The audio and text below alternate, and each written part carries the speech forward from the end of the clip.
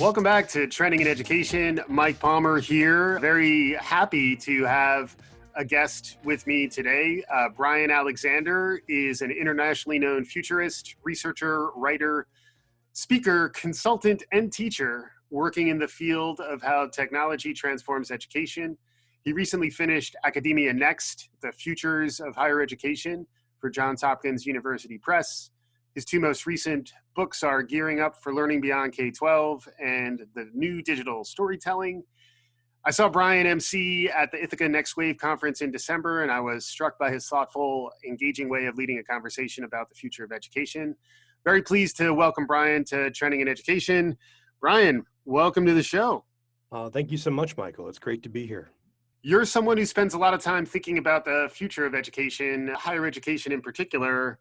Any top level takes on what's on the horizon? Well, there's a lot going on, and I think the US is quite different from the rest of the world because we have a very different financial model for higher education than most of the world.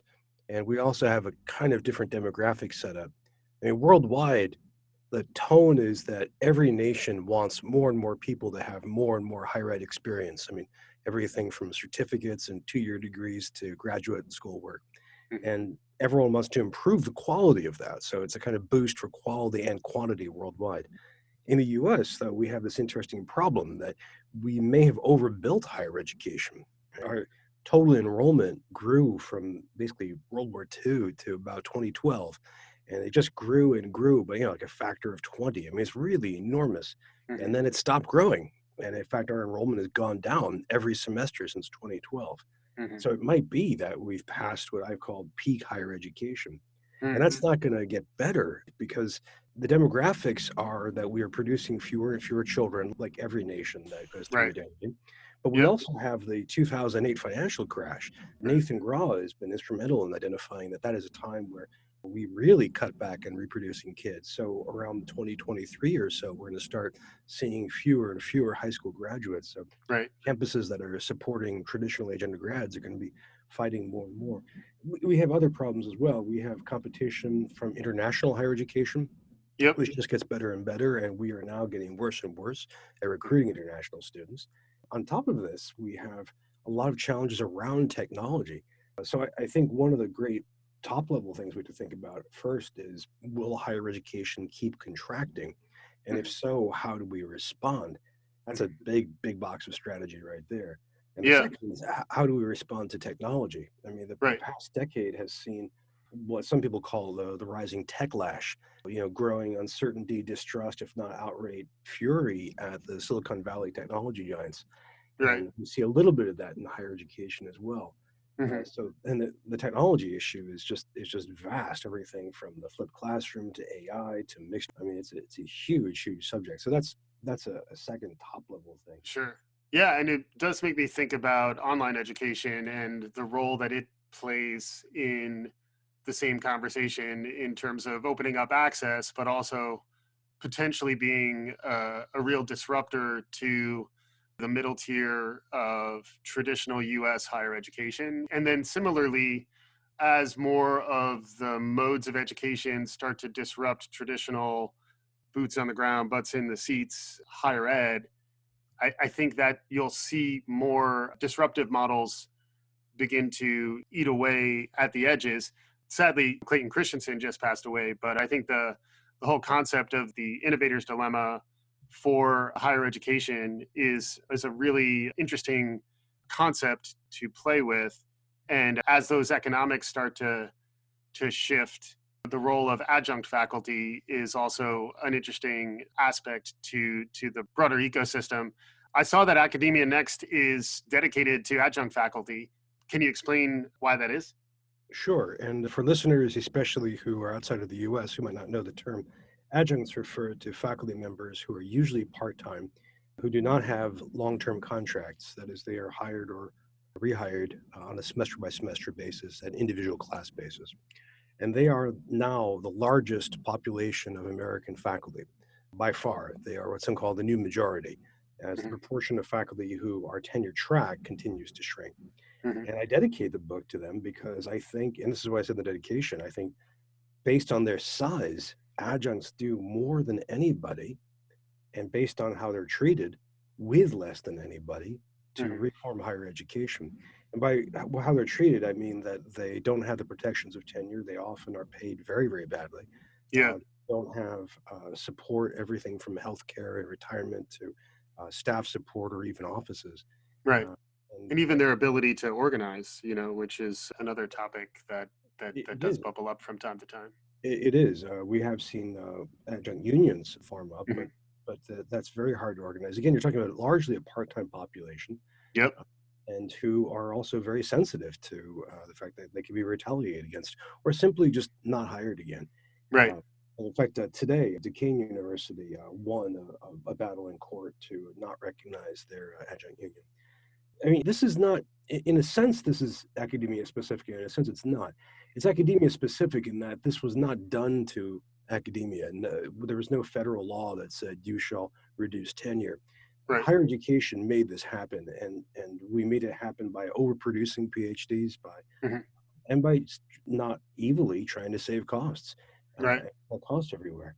But Right. we did this to ourselves. But it's also part of the general changes in the labor market in Mhm. the developed world, in the sense the move towards casualization of labor, the reduction of union behavior. Right. I mean, that's in a sense, academia is a kind of microcosm of what's going on in the rest of higher education with increased. Yeah, and the economics are frequently the driver of the change within the domain, as opposed to maybe loftier policy considerations. At the end of the day, the majority of these institutions are struggling to meet their budgets. That's why the innovator's dilemma does come to mind, where it does feel like there are aspects of the business model, the structures of traditional university in jeopardy now as more disruptive new models of just in time education, upskilling are emerging. And it does seem like there is some real existential threats that are emerging. I don't know if you have any thoughts of that, particularly around the innovator's dilemma and the idea that Yeah. higher education at the scale that it's been built, to your previous point, may just be at a point in its evolution that it's ready to be disrupted by new models that will emerge from the outside. Do you have any perspective on that? I do. It's a tricky question because when you read Christensen and when you read the articles and book he wrote with Michael Horn, the original Innovator's Dilemma is referring to a simpler industry model. Mhm.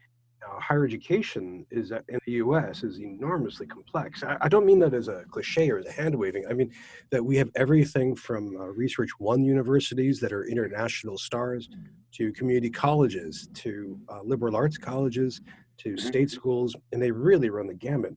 The Innovator's Dilemma is based on a product or a service, but usually a product, Yep. that is much lower cost and often lower quality. Mhm. Well, the problem is within higher education, we already have a full spectrum of costs. And depending on how you measure it, quality, if, for example, we often measure quality of education by admissions rates. So Mhm. a school like Harvard will be positioned as very high quality because it turns away so many people. Right. Where community colleges and a lot of state schools will look as low quality because they either have open admission or in Mhm. effect admit everybody. But the prices are also all over the map. So in a sense, if you introduce an online school and you want to compete with higher education, what you end up doing is you're really competing up and down the market. You're going to charge $5,000 a semester, and well, you're going to compete with some of these schools. You up it to 10,000, you're going to compete with some of those. So Right. it's not the usual pattern.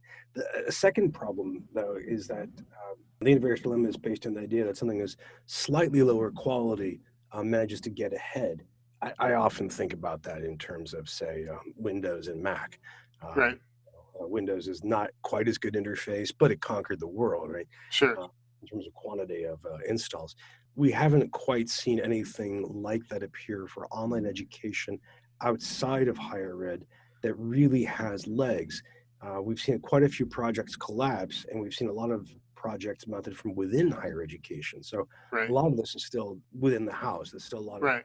within. I guess where I was going is more the monolithic credentialing model versus more skills based competencies, like sort of decomposing the idea of this 4 year monolithic bachelor's degree Mhm. into more modular components that are Right. uh, maybe more like lifelong learning, informal education, as well as a potential disruptor to traditional higher education. That to me does seem like a more fundamental existential threat to the traditional higher ed model. The idea that through Linda on LinkedIn or through Coursera or through YouTube, I can receive something somewhat akin to what I would get in a large traditional university context, and I can be credentialed at a more modular, granular way. Agreed that it hasn't fully manifested just yet, but like there still is an alternative model that I think is emerging around workforce development and informal education, lifelong learning, that I think it will be cheaper and will likely be slightly lower quality. So I think there are elements Mhm. of the innovator's dilemma that are out there, at least from my perspective. No, I take that point, but this leads me to my third disagreement with applying Christensen here, which is that in Christensen's model, the market incumbent is usually riding high. I mean, they're Hmm. producing great product, their business is good, Right. um, and so it's hard. The dilemma of the titular dilemma is that they would have to undo that great market position in order to compete with the upstart. Hmm. Well, higher ed, again, it's so large and so complex. But large, I mean, Yeah, there's like roughly 4,500 institutions in the U.S. sure.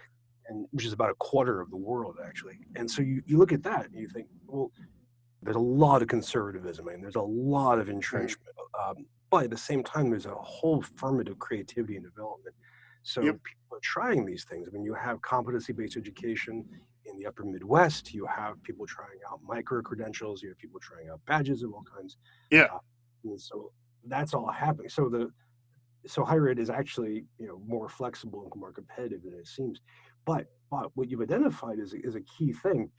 You get a few examples of people outside of higher ed who are able to offer a very limited product, and this is actually a problem within the university, which I'll come back to.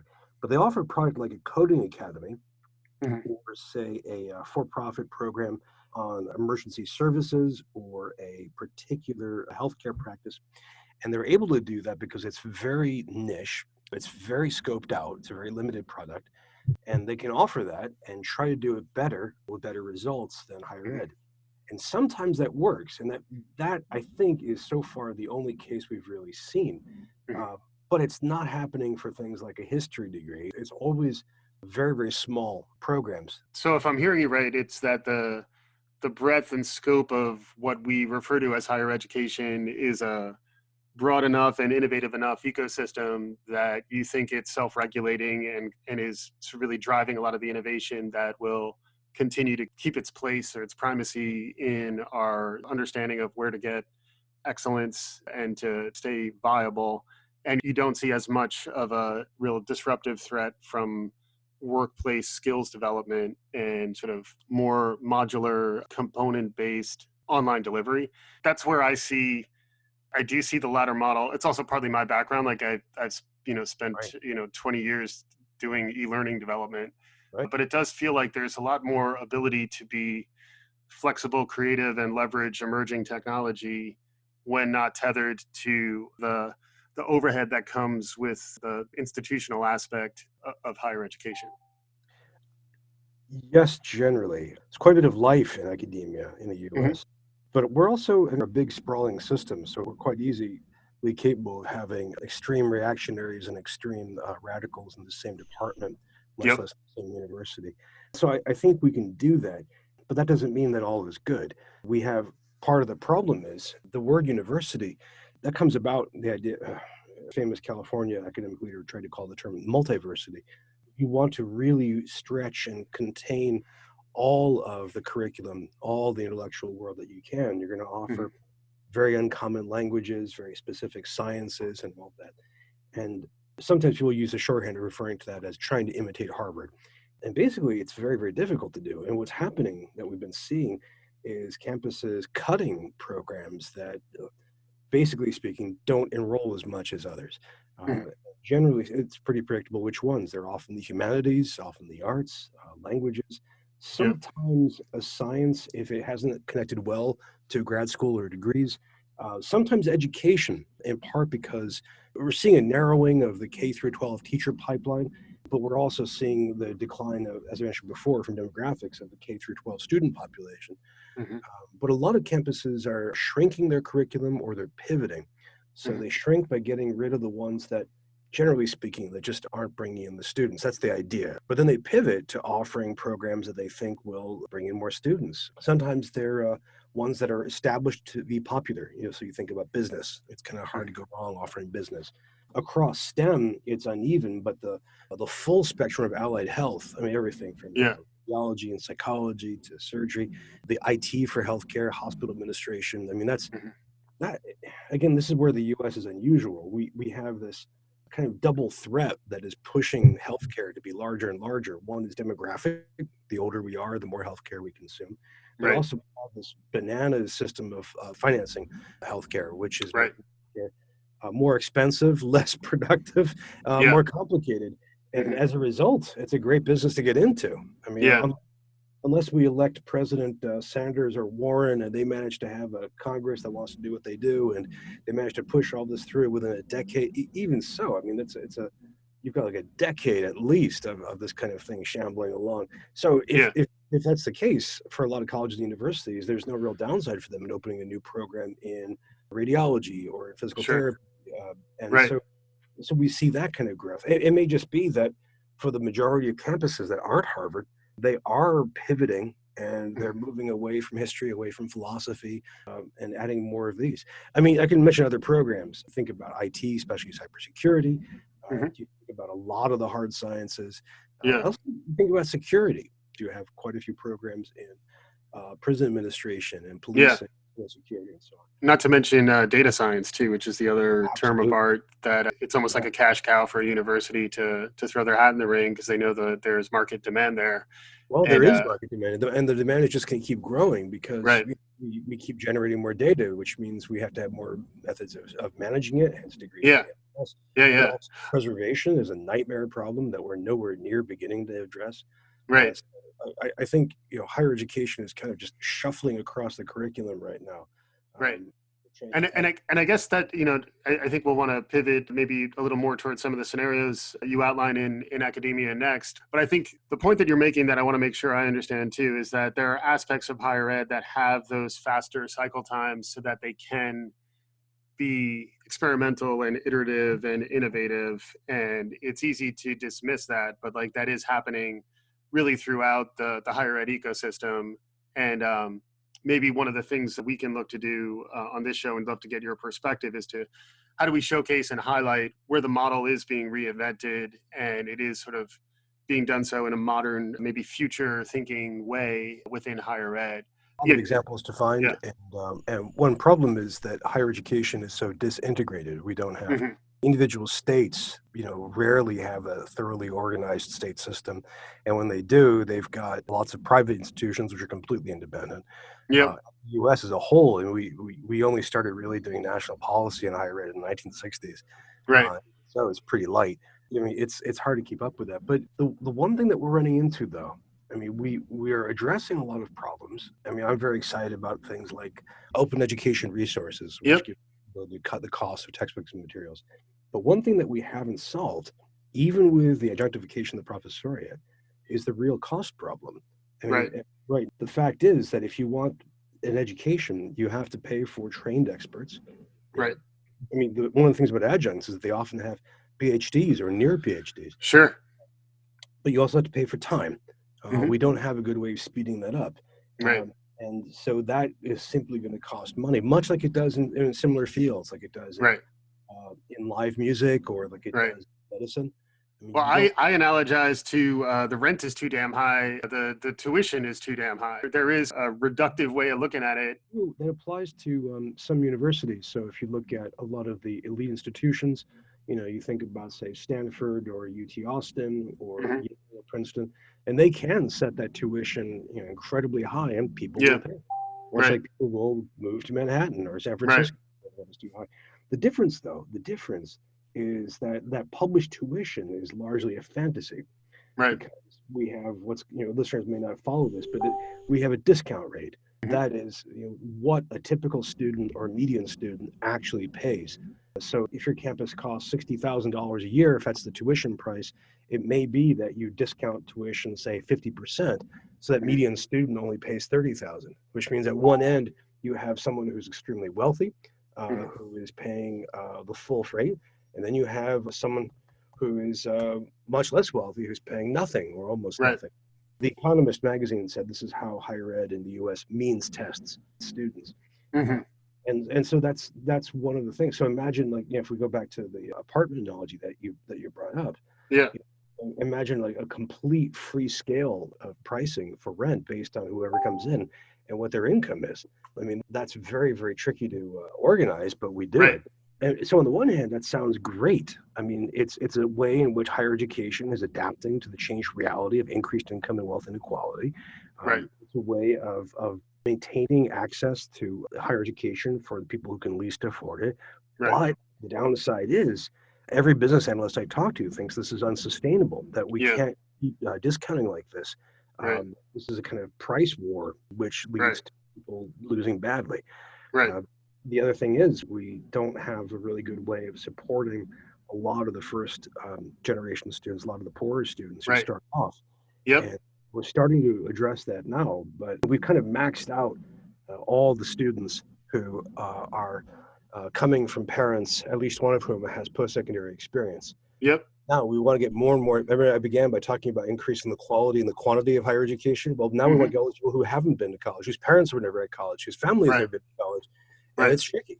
Uh, Yeah. it's very, it's very difficult to do that, and that costs more money. You have to spend more money on counseling and advising and support structures and so on. Yeah. So, on the one hand, I'm not as worried about a disruptive threat, but I am really worried about higher education sustainability. Mhm. Yeah. So maybe more the idea that there's an increase, there's a more negative perception of higher ed. And I'd love to hear you talk a little more about how American perception of higher education has evolved. So, like, that's one dimension of it. And then at the same time, understanding the return on investment of the commitment to get the degree versus the level of risk you take on as an individual, whether it's through loan debt or other components. Can you talk a little bit about that? Well, I can start by talking about debt and how that's changed things. I do an exercise in my academic audiences. So when I work with librarians, faculty, administrators, and so on, I ask the audience, how many of you are still paying off your student loans? And usually it depends on the crowd. Between a third to two-thirds of the audience will raise their hands. And that alone is interesting. As someone on Twitter said today, it's important to remember that President and First Lady Obama both were paying off student loans when they became president and First Lady. Yep. But what's also interesting is to look at the people whose hands didn't go up and how often they're shocked and amazed. And these are academics, right? Mm-hmm. Not non-academics. And so the huge bolus of student debt that we shifted to, that 1.6 plus trillion dollars, no one in the world is doing this. We're the only ones. So you Hmm. can feel a little American exceptionalist pride right there. Yeah. But this is an interesting problem in all kinds of ways. I mean, it's a humanitarian problem. It's impacting the economy in that Hmm. if you're paying off that much in student loans, you're not spending money on other things, which include capital investments. So it may be that student loans is helping depress car sales and home purchases. It's also impacting demographics because people with a giant pool of student loan are less likely to have kids. Hmm. So we're having these interesting, side effects that are being, ricocheted, that go around. Yeah. Uh, and so I think that's one part of the problem is the sheer size of that. But we don't have a good way around it. See, that one of the huge developments that happened over the past 50 years that's largely been unremarked on is that we financialized a lot of the US economy. That is, more and more of the US economy is taken up by financial services. Mm-hmm. And for me, one of the most mind-boggling milestones of this was in the 1990s when General Motors GMAC finance wing made more money than the company did actually making cars. And now, we have the financial sector being this behemoth. Why this matters, in part, it matters because it shapes student careers and student Sure. pathways. But it's also how we decide to finance higher ed. We used to have a public higher education sector that was pretty robust in terms of state financing, Yes. whereas an individual university or college would get 60, 70% of its funding from the state capital. Hmm. And that's plummeted. I mean, the majority of campuses don't get the majority of their financing from the state. And you hear stories about in Pennsylvania where a university gets less than 10% of its funding. My alma mater, the University of Michigan, its former president, Duderstadt, once said he used to speak of Michigan being a state supported institution. Then he called it a state located institution. And now he called it a state molested institution. And that seems about right. Okay, it's an exaggeration, but that amount has really happened. So how can higher education compensate? And loans were the only way forward. That and of course cutting the number of faculty with tenure, so that Right. you get a cheaper product. That huge shift to financialization is something that's really hard to go back from. I mean, historically, Interesting. a lot of Yeah. countries have done this, like Holland, Britain, some of the Italian city-states like Genoa and Venice. It's very difficult to unbuild that.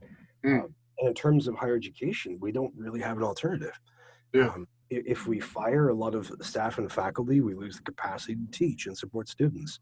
If we cut compensation even more, then we may lose the ability to hire people who can actually do this kind of work.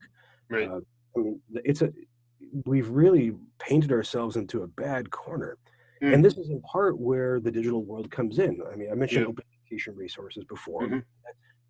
Textbook costs can be significant. They can injure a person's academic career, but generally speaking, they're smaller compared to tuition or Hmm. room and board if you're a residential place. But we don't have a way technologically to smooth that. We don't have a way to reduce costs that way yet. Hmm. This is where some of the work in adaptive learning is coming from. This is where Yep. some work as well on AI is coming from. But right now, there doesn't seem to be a way of doing that. In fact, Hmm. to operate a lot of these technologies costs money. Right. So right now, the best we have is that digital technology in campus improves the student experience when we do it right, but again, at a cost. We have to Right. pay for hardware, licenses, Hmm. software, networking, and people to do all the work. Sure. So again, I keep coming back to this theme. I think in the 21st century, this is the best time in human history for a learner to learn. And Yep. we have access to just so much stuff. I mean, you and I were talking about podcasting before and how, Yeah.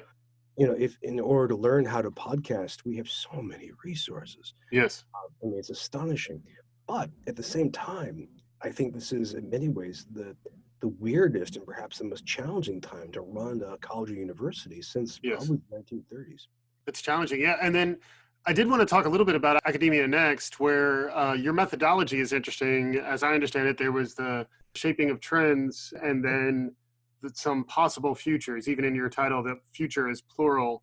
Can you talk a little bit about your methodology and then maybe, start to spin us a few yarns about some of the possible futures for higher education you describe in the book? Absolutely. So the methodology is twofold. First, I researched a whole series of trends, more than 100 really. And these are forces that are reshaping higher education. And these break down to different domains. So we have trends from outside the academy, the trends from demographics and economics, which we already discussed, trends from policy, from culture, and then trends within the academy. You think about shifts in enrollment or college finance or governance, and then technology, changes in technology itself, as well as technology in campus. I mean, everything from 3D printing and social media to gaming and augmented reality. Hmm. So the first part of the book is a detailed exploration of these, mapping out all these trends, which nobody else has done in a book before. And I think very few people have sat down and actually do this all at once. Hmm. When people think of futures work, they often think of crystal balls or free floating speculation, but this is all firmly grounded in evidence. Every single one of those trends is borne out by multiple cases from the real world. So why use that then? Because we can extrapolate from that. We can look at these trends. Think of this as a video, right? We're looking at all these trends paused in the present day. Well, Hmm. let's hit play. Let's hit fast forward and see what happens if these trends keep working and working. So what happens if we have 3D printing in education that really takes off? What happens if income inequality continues to shoot up? What Yeah. happens if adjunctification continues, and so on? And that gives us a kind of first order approximation of how the future can be a little different from the way it is in the present. Yeah. So that's one part of the book, is by looking at those trends. The second part is focusing on a few of these trends, one or two at a time, to create a scenario of the future of higher education. And each of these scenarios is based on one or two of these trends having a big impact on the world. So, for example, one of them is about the triumph of open. So, what if the open paradigm really wins? I don't just mean open education resources, I include that, but also open source software, Hmm. open access and scholarly publication, the practice of open teaching. So you're teaching a class, sharing as much as you can online openly with people and so on. How does that change everything from scholarly publication to what campus IT has to focus on to Hmm. promotion, tenure, and review? I mean, in many ways, it's a better world, but it has some interesting costs. I have another scenario, speaking of healthcare, which I call Healthcare Nation. And whenever I present on this, I think, oh, this is a really futuristic scenario. And the audience go, oh, no, we're living in this right now. But the idea is what happens if healthcare becomes the dominant sector of the economy? Like Yep. 1950s and 60s, it was manufacturing, right? What if healthcare becomes the lion's share of the economy? Well, you think about how that changes, how pre-med programs grow in higher ed. You think about how grad programs, of course, expand. You think that maybe in secondary school, you have what you could think of as pre-med programs, but also how it begins to expand and grow into other fields as well. How some people in other fields start teaching into it, more medical ethics and philosophy, more history of Yep. healthcare and so on. And then how does that change a campus infrastructure? I mean, you have to, for example, build out extremely wide pipes for bandwidth because medical files can be absolutely enormous. You have Yeah. to think of security in a new way and so on. A third scenario is based on what some call mixed or expanded reality. So, just to go back a little bit technologically, in the 1990s, we invented the terms augmented reality and virtual reality. So, virtual reality is when you create a virtual world or a virtual object and you experience it through a computer. Augmented reality is the flip. This is when you take the digital content and you pin it to the physical world. So if you've ever used Yelp or if you've ever walked around the city using Google Maps, that's an example. But there are more and more complicated versions of augmented reality. There are games like Pokemon Go. Yeah. There's geographical tools like IBM had this nifty thing for the Wimbledon tennis tournament in Britain where you could point your phone around the horizon and it Mm. would add text to every object you looked at so you could see where you were going. Oh, this Yeah. is a gift shop, this is a bathroom, that kind of thing. Hmm. Okay. So VR and AR are now growing rapidly in all kinds of ways. But what happens if you combine them? Microsoft calls this mixed reality, which is a term I Yep. like. Others have been calling it extended or expanded reality, which works as well. So what happens if we really just press fast forward on that trend? And how does that shape campus? And you imagine coding a campus, giving a kind of laminated layer of Yep. virtual content that is embedded in the physical world. So you can Hmm. imagine students creating enormous dragons or robots and battling across the quad. I mean, you can imagine students being able to access faculty and staff information by pointing their head at a building and seeing Sure. who's there, who's not. You can imagine people doing research this way and so I just really expand on that, and that's another example. And Yeah, then it sounds fascinating. I mean, you're really spinning some yarns to my point where one of the lark questions I had was about science fiction. But as a futurist, I'm always curious how futurists feel about science fiction and how it sounds as though the way you attacked creating some of these scenarios was a little bit of extrapolation, but a little bit of spinning a yarn, doing a little bit of science fiction. Any thoughts on that? well, I think science fiction is the essential literature for the 21st century. I mean, if you're not paying attention to science fiction, you're really not suited for this century. And people in the future's work love SF. We use it all the time. We make some of it. There are SF writers and creators who are full-time professional futurists, and it makes all kinds of sense. And I mean, science fiction is in many ways not great at prediction. When it gets something right, it's extraordinary. I mean, you look at Jules Verne's From the Earth to the Moon, Around the Moon, which has the moon shot taking off from Florida, landing in a great ocean. I mean, that's pretty good. It's a pretty Yeah. good. There's a book that I really enjoy by John Brunner called The Shockwave Rider, where in the Mm. future people use computers connected to each other via phone lines to do gambling, to do communication, to have online learning. For Mm. 1970, that's pretty good. Yeah. Yeah. But generally, I think it's not so much the prediction so much as it is giving us the habits of mind to think about the future being different, to Yep. give us the imaginative power. But it's not fantasy. I love fantasy, don't get me wrong, but it's always grounded in the real world. I mean, science Right. fiction is always about that. What if you invent a machine? How does it play out in the real world? And I think that intersection is very, very powerful. Hmm. And there's a small subgenre of science fiction that's always been concerned about education. I mean, you can think about some of the classic novels like Dune or Ender's Game, which are about Yep. education in a lot of Mm. ways. and a lot of Mhm. stories like this. I hope if I can scrape together the time to push out an anthology of these kind of stories. Yeah. I think it's crucial just to give you that habit of mind to be able to think about the future being different. But also, when I mentioned the world, in some cases we think about science fiction as considering the world in terms of physics, which is great. You know, what if we invent a spaceship? Well, Yeah. how does it work on the dark side of the I'm still moon? waiting. I'm waiting for my hoverboard. It's been a really I long know, time. I know. But at the same time, though, with your hoverboard, science fiction teaches you to think about how this interacts with people. Mhm. So if you have everyone with hoverboards, do we have licenses? I mean, who gets to, Right. do we have art forms that emerge like with skating and skate punk? Right. How do we figure out? One science fiction writer once said it's easy to predict the car. The hard thing is to predict a traffic jam. Uh, Hmm. I think it's the same kind of thing. Is we have to keep thinking about the human. I mean, people often say Frankenstein is the first science fiction novel. Hmm. It's not, but it really is kind of the epicenter of science fiction. It's really, and the key thing about that is not just figuring out how to make life, but how to treat it, and how to Hmm. respond to it. And Yeah. you'll find that every great science fiction story always takes you back to the human, which Right. makes you think, what happens to higher education in the year 2030 or the year 2040? Yeah. To come back to these faculty members, these students, these librarians, these academic leaders, the custodians, these adjuncts who make it work. And that's what we Mhm. have to keep coming back to. Yeah, that's really interesting. Memo to self: bring up science fiction early in the conversation with Brian next time, because I think we could go in many really interesting directions around all of this. We are coming up close to our time, and I'd love to hear from you just more broadly. And we talked a lot about higher education, but I think you were hinting at this golden age for the learner. Anything sort of along that vein to maybe end on somewhat of a hopeful note, like where are we entering maybe a golden age for the learner, and are there trends that you see emerging that maybe are worth noting on that front? Yeah, there's two related trends that always hearten me.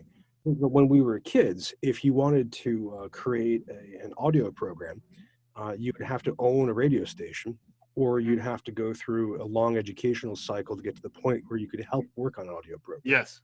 Same is true of writing a novel, Right. with a publisher and so on. And so we're now at this stage of just unleashed creativity. And some of the digitally enabled creativity we might despise. We might wish we'd gone to our graves without ever having seen. But some of it's really interesting, some of it's really good. And it all finds audiences, which I think is fantastic. And that Mhm. changes education because now we have to recognize that students are makers. Students have always made stuff. I mean, you think of the Yep. proverbial elementary school kids drawing, which is magnetically attached to a refrigerator. Right. We've all written assignments in blue books, or we've taken quizzes and written stuff, or we've done performances.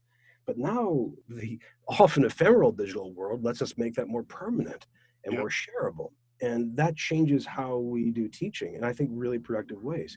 Hmm. Treating students as makers, I think, is really liberating for students and great for their learning. Related to that, I think this is a hypothesis of mine. I've been trying to test it. So far, I'm pretty successful. I think whenever we invent a new communication medium, we figure out new ways of telling stories with it. This is true of radio, of Hmm. TV, of print magazines. The only exception I can find so far is 8-track. I don't think we ever did this with 8-track. But we did it with long playing records. I mean, if you think Right. about how we shifted from singles to LPs, how that enabled the creation of things like concept albums, think, Totally.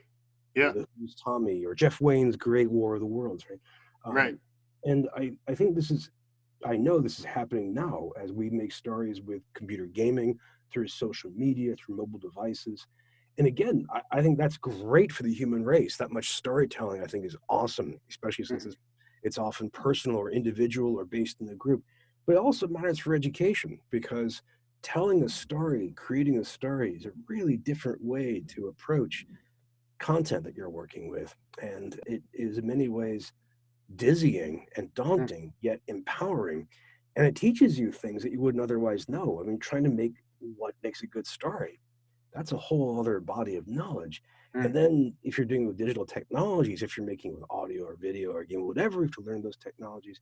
And the result is you get to explore your voice in a Hmm. new way and Yeah. own what you're making. I find that tremendously liberating. So that combination of storytelling and making, those are two of the things that I find just absolutely heartening and exciting about education moving forward. That was fantastic. Always leave them laughing, right? Leave on a good note. That was truly inspirational, and I'm picking up what you're putting down. I definitely think those seem spot on. Bryan, just for anyone who wants to get more of you, hear more of this, learn more about what you're talking about, any recommendations where they should look? Sure. Well, if you're looking for books, you want to look for Academia Next, The Futures of Higher Education, available from Johns Hopkins University Press. I blog pretty ruthlessly at bryanalexander.org. I'm on Twitter as Bryan Alexander. And again, it's Bryan with a Y, Bryan. And I have a kind of overall site for my digital work called the Future of Education Observatory. Just go to Hmm, futureofeducation.us. there you And go. there, at my blog, you can find links to my writing, to my monthly trends analysis, to my weekly video conference, and all kinds of good stuff. And please say hi. I would love to hear from you.